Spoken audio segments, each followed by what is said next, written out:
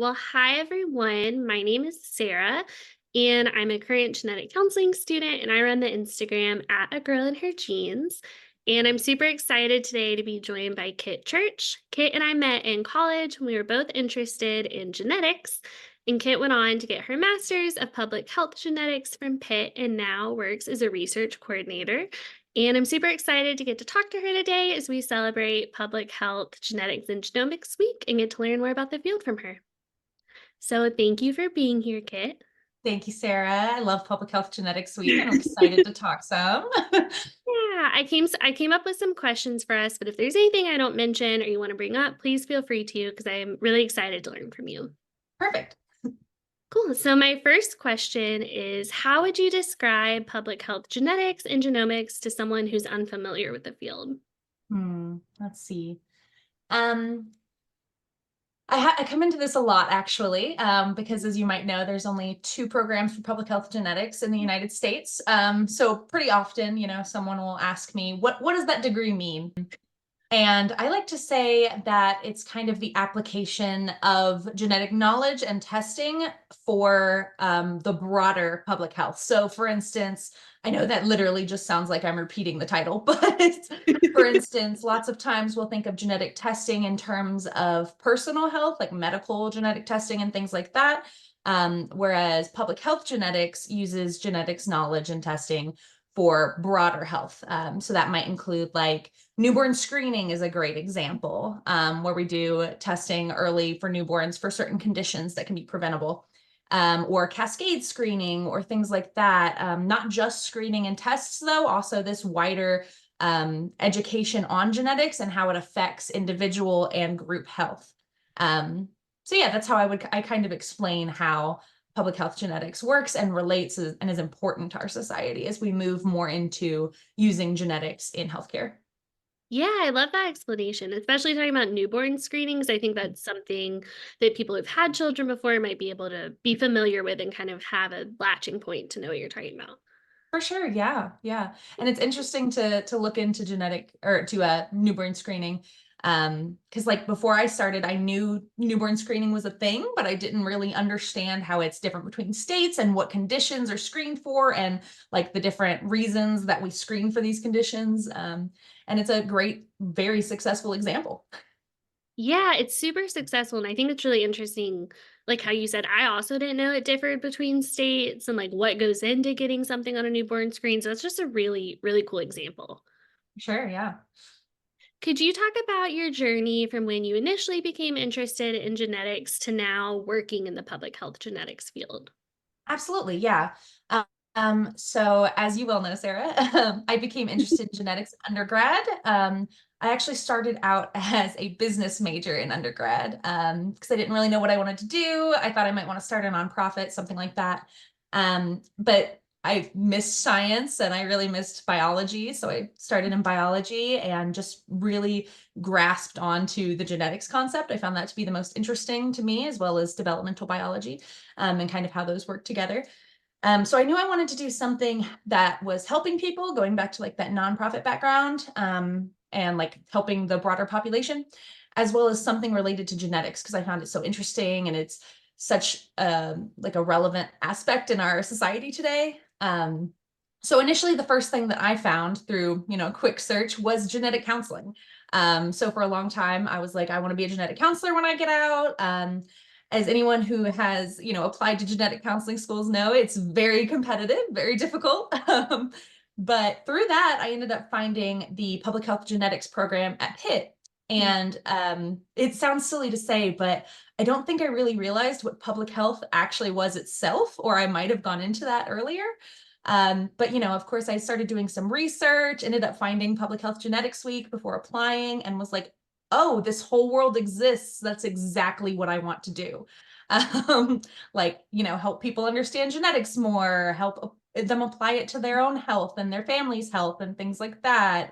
Just that education, because there's so much about genetics that um, people, accept, but don't actually fully understand, if that makes sense. Like what risk means and percentages with that, and what having a genetic variant might mean. And et cetera. So that's how I came to work at, or to apply to Pitt for the public health genetics program. Yeah, and then in school, I learned about rare diseases, which is where I ended up in the rare disease field at the TBRS community. Yeah, I just found that that was exactly what I wanted to do because I had always been interested in mental health and developmental care. And I worked as like a direct support professional for a while, and I loved that job. So I knew I wanted to do something similar to that. So it was just the perfect binding of public health and getting that like developmental care and helping, populations that really need help. Yeah, I love that. I love that you noted that you didn't know about public health or public health genetics until the celebration week. So I think it's really cool that you've participated in so many things like this to help spread awareness and give back so other people might learn about it too. Absolutely. Yeah, I hope so. And I mean, I wish I would have found out about it earlier. So hopefully this, continues, and in the future we know what public health genetics means. Maybe it's not a household name, but Yeah, I'm excited for the future of it. You me talked too. about going to Pitt, and I was wondering if you could talk more about your educational experience, like what type of classes you took, and if you had any really great learning experiences outside of the classroom through that program. Let's see. We took a variety of different classes, including, some hard science genetics classes, like complex disease, which would be like multiple different genes, and then Mendelian genetics, like one gene, Mhm. things like that. And then a lot of, public health basis and classes, and then some that brought those all together, like the ethics of genetics in public health and um, public health genetics classes themselves that talk about the background behind it. For instance, sometimes when you talk about genetic counseling, even or public health genetics, people think eugenics, and that is Yeah. not it. So I get the connection, but talking about that background of eugenics and why that scares people and how we can educate and differentiate and make sure that we're not repeating pasts, right? Mhm. All of those different things to use this for good and not for what that was used for. So yeah, having those classes, I think, really helped to bring those two worlds together. Mhm. I'm also glad that I did have that background in like the hard genetics, hard science classes. Like I had one PhD class that was it was a very small class, which was exciting.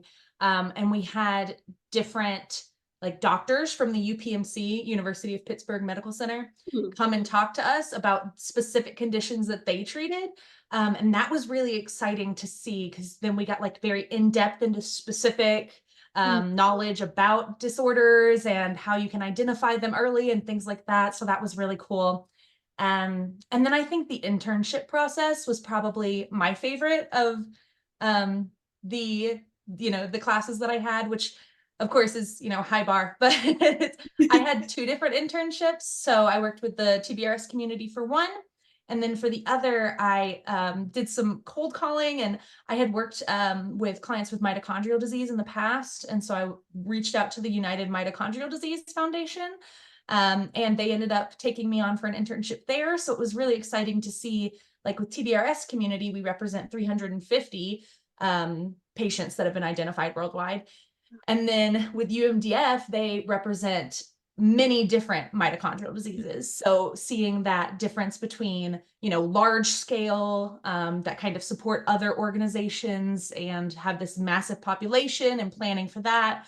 And then comparing that to TBRS community where there's might not be as much liquidity and funds, and so you have to be mindful of resources and try to plan things so as many people as possible can attend and things like that. So kind of comparing those two different worlds of rare disease was pretty exciting for me, and I know a lot of other people found that process with public health genetics to be very exciting. Like some worked with the regional genetics networks, of course, and a lot with NIMAC, the one for Pennsylvania. What is it? New York and metropolitan area. Yeah, Caribbean is the sea. Um, yeah, so like for instance, I had a friend who worked on a project that analyzed insurance policies and how they cover genetic testing in Puerto Rico. as well as like knowledge of genetic testing and its uses in Puerto Rico and how that can be improved for coverage and for health there. So that was like really interesting to get that hands-on knowledge of how public health genetics is used in the world. Yeah, it's really cool that you had the opportunity to work with like rare disease, but like a very small subset of rare disease and then a bigger subset and see the different challenges. Cause that's not Yeah, something I think I would have thought about when we right. learned rare disease, thinking about the differences between if there's a lot of people, but it's still a rare disease versus a very small subset of rare disease. And I also Absolutely. appreciate that you pointed out the history of eugenics because I think a lot of times if you just search genetics, that's going to come up and really having to learn about it so we don't repeat it and differentiate that as well. Absolutely. Yeah, I think it's something that's important to address. We can't just sweep it under the rug. Yeah. You kind of already talked about this a little bit, but on the Instagram, one of the questions people were hoping to learn more about was what are some of the roles that individuals working in public health genetics can have? Oh, okay.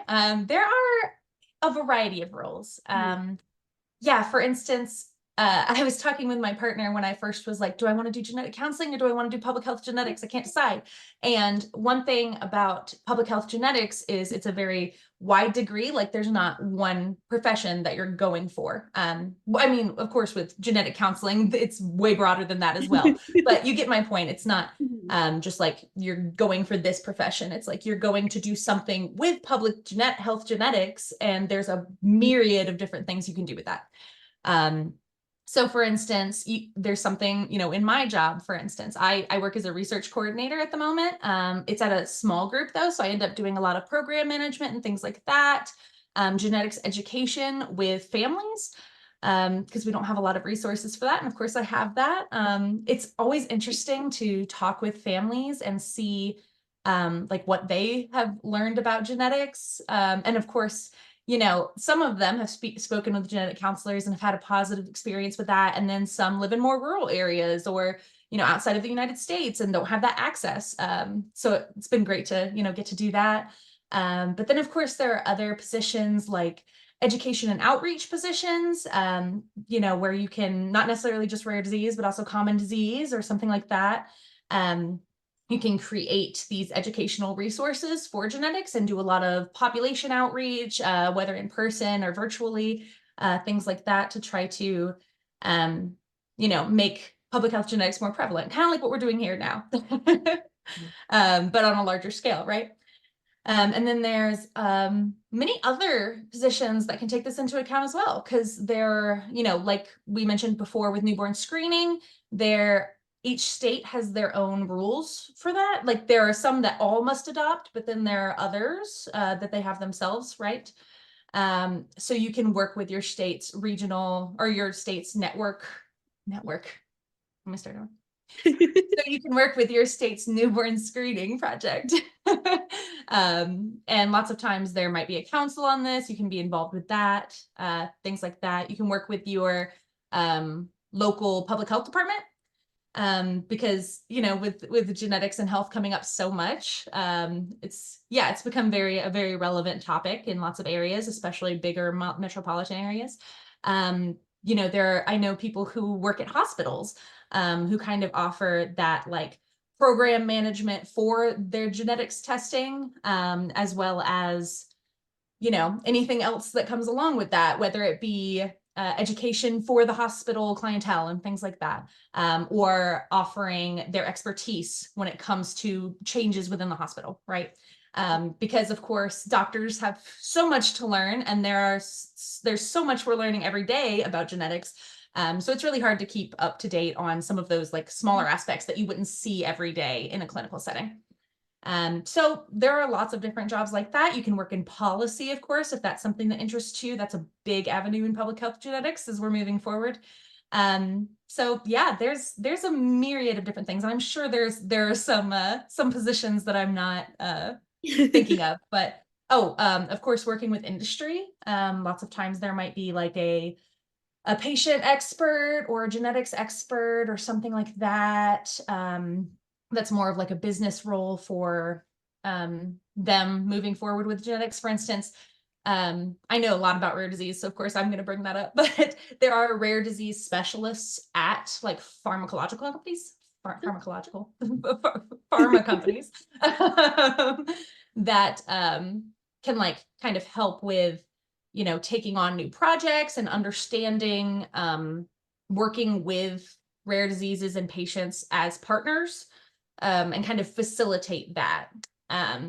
So that's also something as well. And I mean, I'm sure there are larger scale versions of that as well. But yeah, so there's so many different things that you can do with a degree like this. You kind of just need to find what interests you the most, and kind of look into that, right? So if it's rare disease, then you might go to Nord or to Global Genes and kind of see what's going on in that field. If you want to work in industry, you might, look up genetics pharma or something like that. If you want to work in policy, lots of times that's going to be in Washington, D.C., but you can look up the Genetic Alliance, which is a nonprofit. It's a good one to look up. Or just, genetics policy organizations, something like that. I know it can be a bit hard to find those resources, so I'm trying to throw some out there, but Thank you. yeah.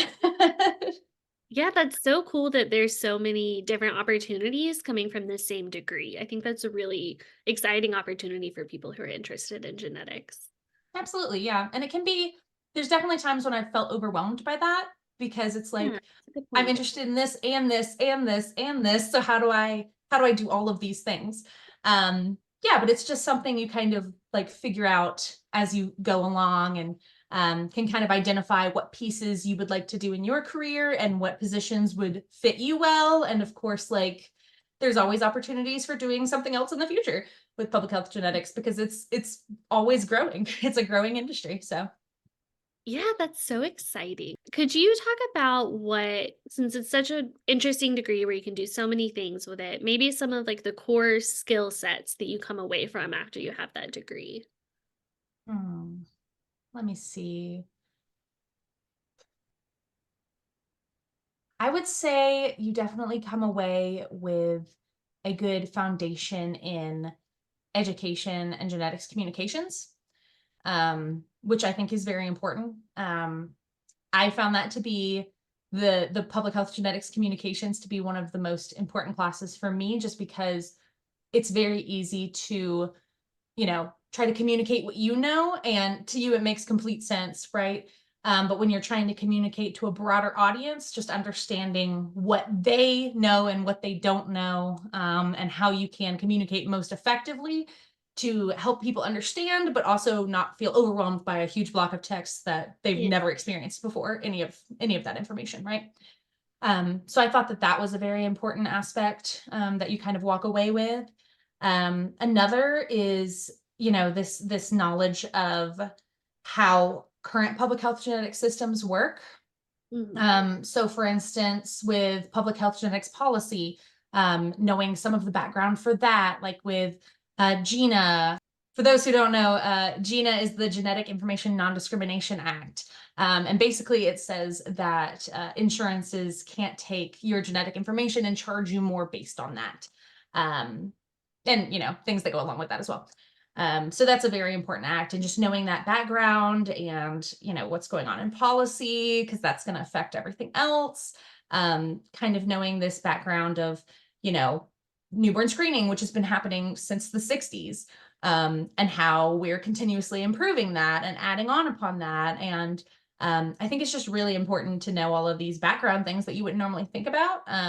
Like I feel like if you're not intimately involved with public health genetics or genetics in general, you wouldn't think about newborn screening probably much at all.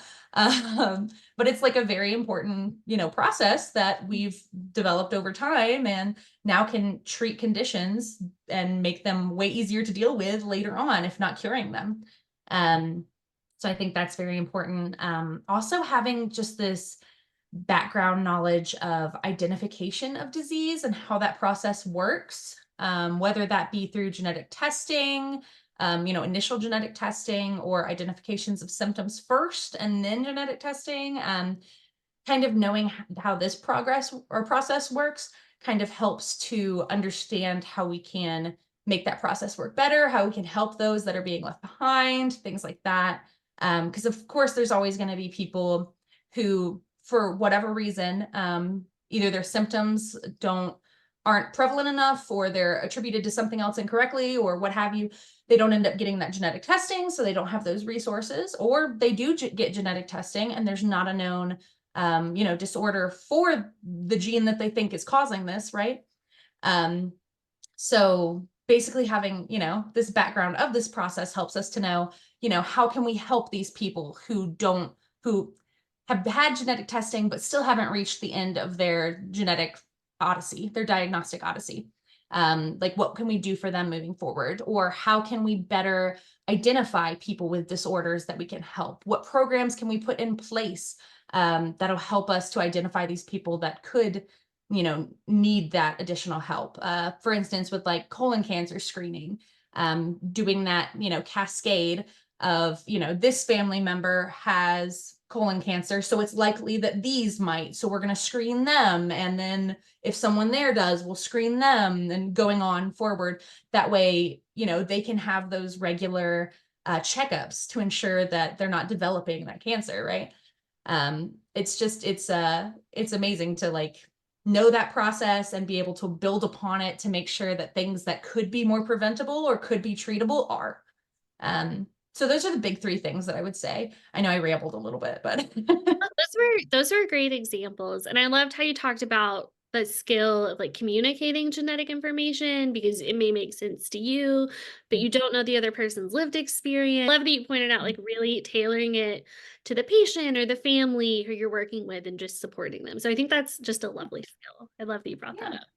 Yeah, and then like, if you've ever been in a doctor's office, I know I have, and not known something, and then there's so many times you could ask, what's that? You kind of just feel dumb, so you don't ask. And that's definitely something that we don't want happening. So how can you, have this information where it's easy to understand? Not only that, but like if you give somebody a huge block of text, they're going to try to skim it and get as much as they can, but they're probably not going to absorb everything. So how can we kind of separate it out, use different methods like pictures or videos or something, or not similes, but metaphors that make sense to try to like explain these concepts, to really get through and make an impact and give information that's going to be more lasting and can be used for medical health decisions. Yeah, I love that. You've talked a lot about the different roles that people with this degree working in this field can have. I was wondering, have you ever had any moments where you were able to interact with a genetic counselor or collaborate with any genetic counselors? I have collaborated with a lot of genetic counselors in training, actually, which is really exciting. The rare disease world in particular has been ever growing as well. So the landscape of the rare disease foundations and things like that and research is very different than it was in the early 2000s. So it's really exciting to see, genetic counselors being more aware of rare disease and being more interested and things like that, because with rare disease, it's really difficult because like you might never see a patient with TDRS, or if you do, you might see one, so you don't really know what to look for. But there are ways, to group and to share that knowledge and to make sure that, certain things are seen, even if that's not immediately what you're thinking, if that makes sense. So for instance, we worked with one genetic counselor student who helped us to devise a plan for reaching out to genetics testing companies. And, she looked at all of the different panels and things that our gene, DNMT3A, was on, and, helped us to write a letter to address whether the gene should be on that panel or on something else, or if they didn't have the gene on a panel at all, why not? For instance, we're an overgrowth intellectual disability syndrome, and lots of our patients have autism as well. So it should be on autism panels, it should be on overgrowth panels, it should be on intellectual disability panels, things like that. And if it's not included, of course, that's going to be missed. So yeah, working with that has been really helpful.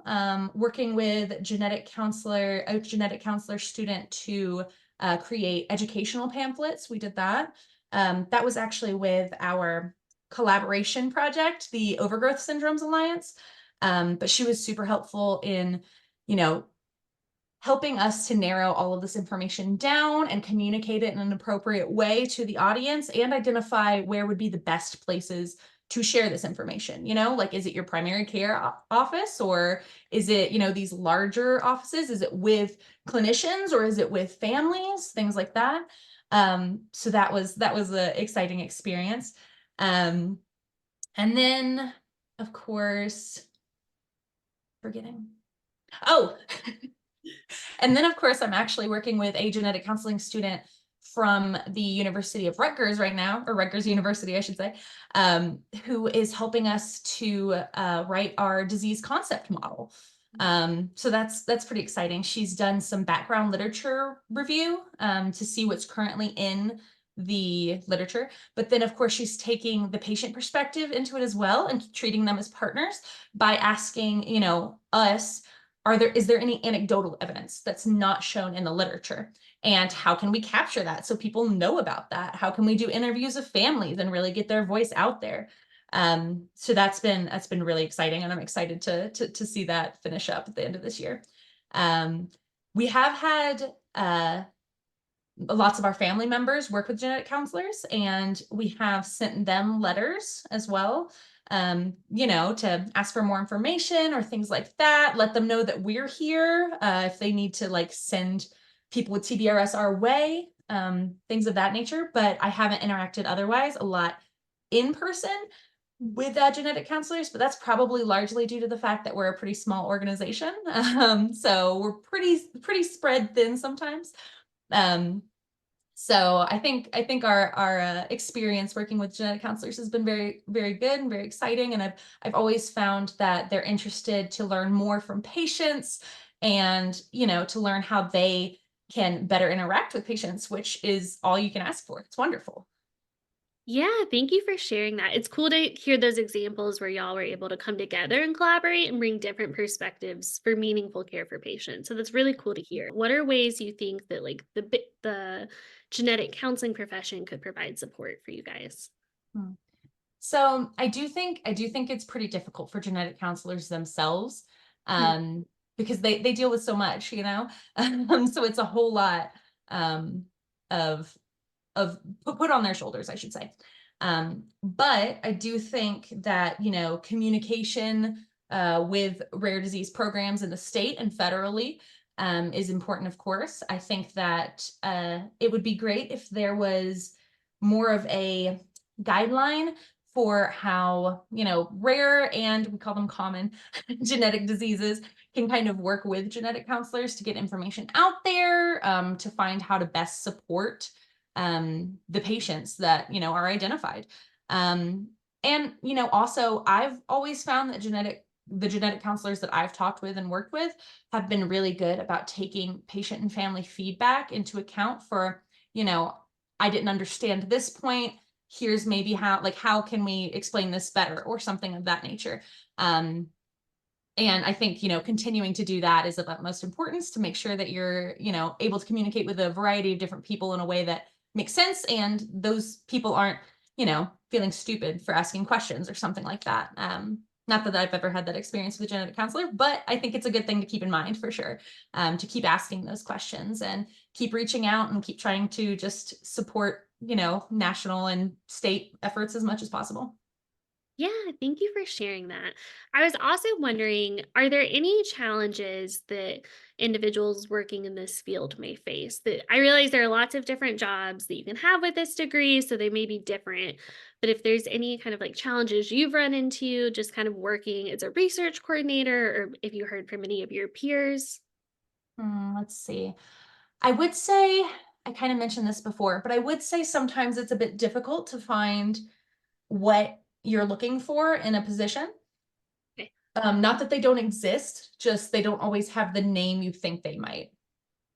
So that's been a bit difficult. And the only thing that I can say is, working with your universities, if you, are still in university, working with that um, job department, I guess, like resume building, things like that. Working with that department is super helpful. or any resources that your school has. Because sometimes I think that looking for jobs really is a skill in and of itself. And this is such a new field that it can be a little difficult. So, it might not have genetics in the name, but really that is what the position is doing or something like that. So I think that can be a bit difficult. I also think explaining the degree is still a little difficult just because it's so new and there's only 2 programs. So there's definitely times that I word it in a certain way to try to get my point across, depending on what it is, right? So sometimes I might say masters of what is it? Public MPH in human genetics. That's what I say, because the Masters of Public Health Genetics program at Pitt is in the human genetics program. It's within it. So it makes a little bit more sense, I think, to people to say Masters of Public Health in human genetics than Masters of Public Health Genetics, because they're like, so you're a Masters of Public Health, or, they think that, I don't know. They don't quite understand. I've definitely had people think that I'm a genetic counselor also. So just the way in which you're marketing that degree, you want to make sure that you kind of end up getting like a little paragraph that you end up saying to explain most of the time. But for instance, on my resume, sometimes I'll put it different ways, if that makes sense. Whether I want to make sure that they see the genetics or, something like that. Yeah, and then just like in the interview process, making sure you're going through that. Otherwise, I haven't really found too much difficult in this job field compared to every other field right now. But yeah, there are some resources out there for identifying those jobs and figuring out how to market yourself to them. So I would just advise doing that. Yeah, thank you for sharing that. What would you say you think are the future directions of public health? Specifically public health genetics, I should say. Of course, yeah. So as we're moving towards more whole genome sequencing as it's becoming cheaper, right? So we're doing less panels and things like that. So I really think that is going to be the future of public health genetics. I think as we identify more genes and whole genome sequencing is cheaper, it's going to be a lot easier to identify conditions in newborns, because you'll just look at all of these different genes. That said, there's always, a balancing act a bit, because we still don't want to, say too much with secondary findings that we're unsure of and scare parents and things like that. And we want to make sure policy wise that we're covering all of our bases. But I can really see that as the future of public health moving forward. There is an initiative that I really like called the All of Us Project, Yeah. which many of you have probably heard of. It's a great example of public health genetics, in which, we build a lot of our genetics knowledge off of white male genetics, which is not necessarily the most helpful for the whole population. So it's this initiative to get a very diverse population of United States citizens, getting all of their genetic information so we can have a more diverse base, so we can more easily, have research that applies to all different groups of people. So I think that this is a great initiative. I've been a part of it. I'm not saying that you have to be a part of it, but I think it is a great initiative. And I think that they also provide just a great deal of genetics knowledge, which I think is fantastic. But I think moving forward, programs like that are going to be very important in terms of, fully understanding all of our genetic differences and what things might mean and why certain people have certain symptoms over others with the same genetic, difference. As well as, genetics, I think, is going to play a huge role in terms of, that larger screening I was talking about, but also as well as not using that as a fallback, because as we know, sometimes your genetics isn't as important or not important. As we know, sometimes your genetics isn't like a telltale sign of disease. For instance, there are a larger number of people with the BRCA2 mutation than who end up having breast cancer, right? So just because you have a BRCA2 mutation doesn't mean you're going to have breast cancer. So I think moving forward, having that genetic knowledge and literacy in our population is going to be very important to ensure that we can move forward with the other screening without it being more of a harm than a good. I hope moving forward that we can continue to, continue to try to be more equitable in health. Because definitely something that we don't want is to push forward all of this public health genetics, as much as I think it's important, without having it also be equitable, because that just like creates a larger gap in healthcare equity. So I think it's important to also be mindful of that, which is why I think, again, all of us is so important. But more programs like that are needed as time goes on. Are there any resources you would recommend for individuals who are interested in learning more about public health genetics? I would say that the public health genetics regional networks in the United States are great places to start. I know that their websites, they're on a grant-based time, but I know that their websites are guaranteed to be open for at least the next 5 years. And I think that those are great resources, especially for your area regarding public health genetics. As well as the National Coordinating Center, of course. They have a lot of those resources as well. It's the National Coordinating Center for the Regional Genetics Networks. So I recommend those two resources. Definitely also want to recommend the American Society of Human Genetics. They have a lot of resources available on their website, particularly with public health genetics, that I found super helpful. Like, you know, what careers in public health genetics might look like, what programs there are in the United States, things like that. That can be very helpful to kind of get into this world and understand it a little bit further. Additionally, of course, since I work in rare disease, I've said the National Organization for Rare Diseases, or Rare Disorders, excuse me, NORD is a great place to go to learn more about those kinds of initiatives and how the world of rare disease functions. As well as a company called Global Genes, which is very similar. They offer similar information on rare diseases at the moment. Of course, the Genetic Alliance is a great place to start if you're more interested in like the policy side of public health genetics as well. And I think those are the main resources I recommend for kind of getting into this information, as well as everything that has been put out for Public Health Genetics Week. Yeah. I think there's a big myriad of things, of different programs and interviews and things like that on all different platforms. That's really helpful for talking about all different facets of public health genetics. So if you don't know where to start, that's a great first place to start.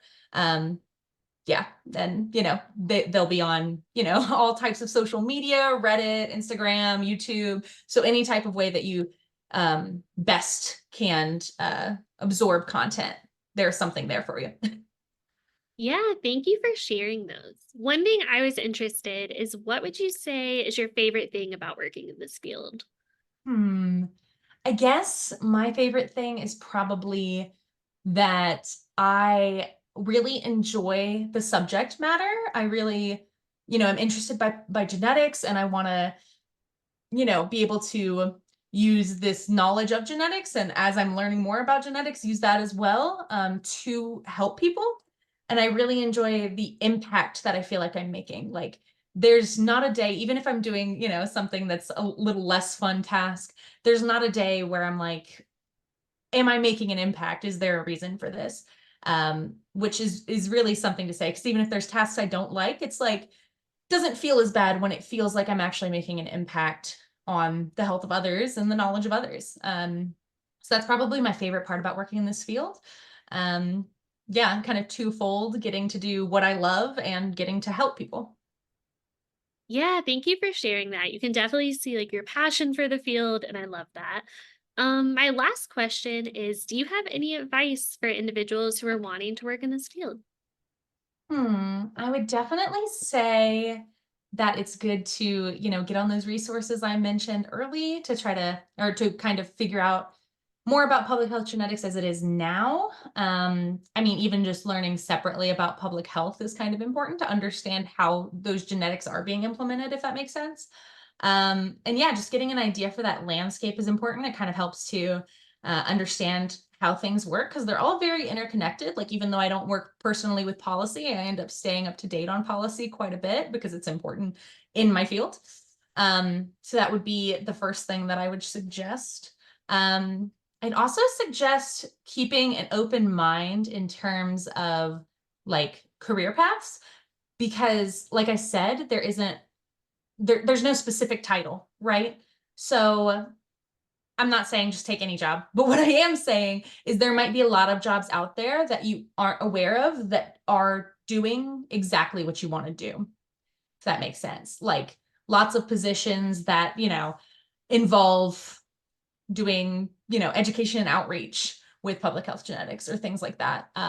So, don't assume that if something doesn't have a certain title, it's not, utilizing that public health genetics knowledge. And I can only see as we're moving forward that being more and more important in the public health and medical healthcare field. Yeah, thank you so much. I feel like I've learned so much about this field from getting to talk to you. Is there anything I didn't ask about that you wanted to bring up? Hmm. Not that I can think of at the moment. I guess I could mention that there are public health genetics opportunities that, don't require a master's if you want to like, get your foot in the door and like kind of figure out if this is what you enjoy. And that's always a good place to start. So, you could go to the ASHG, which is the American Society of Human Genetics, or to the Public Health Genetics Week, things like that, and learn a little bit more. And that'll kind of help you connect with different opportunities that you might be able to get your foot in the door, or even just experience alone if you want to be involved in public health genetics, but you're not ready to go into a master's, or that's not something you really want to do. It doesn't just stop at masters. There's all different levels of public health genetics that you can be involved in. Yeah, thank you for bringing that up. That's not something that I knew about. Yeah. Cool. Well, thank you so much, Kit. I really appreciate your time and all that you've shared with us today. So thank you so much. Thanks, Sarah. It was great getting to talk to you. I love working with Public Health Genetics Week, and I hope there's a lot of good programs coming out this week. I'm sure there will be. I hope so too. I'm excited to see what comes out. I think it'll be really good. Absolutely.